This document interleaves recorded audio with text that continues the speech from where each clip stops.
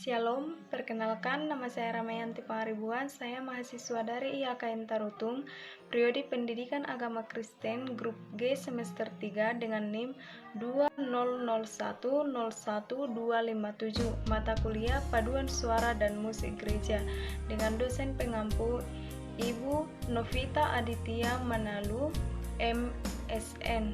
Baik, dalam video ini saya akan menjelaskan tentang sejarah paduan suara, tujuan paduan suara, dan juga manfaat paduan suara bagi saya sebagai seorang calon guru agama. Baik, sebelum saya menjelaskan tentang sejarah paduan suara, terlebih dahulu saya akan menjelaskan tentang pengertian paduan suara.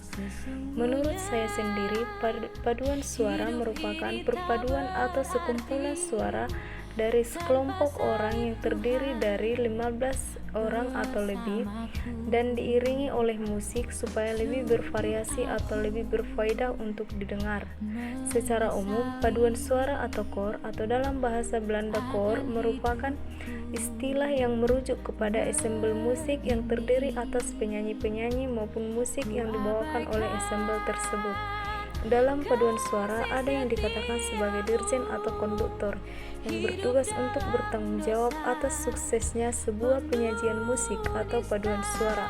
Dirjen harus mampu memimpin, mengarahkan, mengajarkan secara jelas dan tegas, baik memimpin dalam segi nada, mengatur volume suara, kecepatan, ketepatan, keindahan, serta teknik, dan juga mampu mengarahkan anggotanya supaya seirama, sehingga terlihat kompak dan disiplin.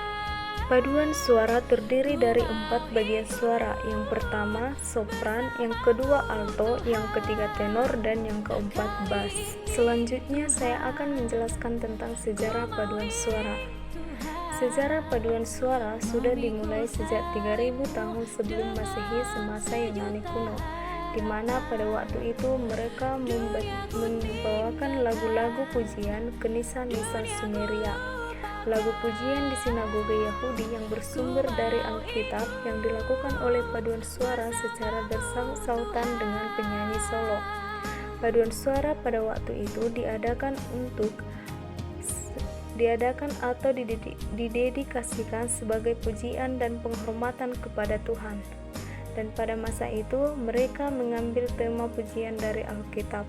Adapun tujuan dari paduan suara ini yaitu yang pertama untuk meningkatkan apresiasi musik, yang kedua mengembangkan minat dan bakat dalam diri seseorang, yang ketiga membangun kepercayaan diri, yang keempat mampu bersosialisasi dengan baik terhadap beberapa kelompok paduan suara, yang kelima mampu mengubah suasana menjadi lebih indah dan bervariasi, yang keenam untuk mengutarakan pesan serta kesan dari lagu yang dibawakan oleh paduan suara tersebut.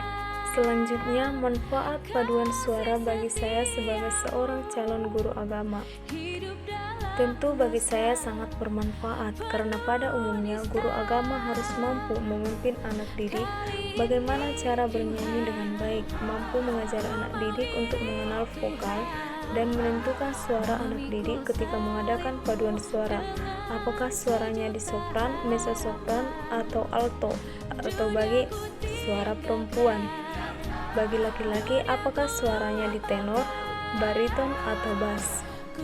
Intinya, sebagai seorang calon guru agama, penting mempelajari paduan suara sebagai modal untuk mengajari anak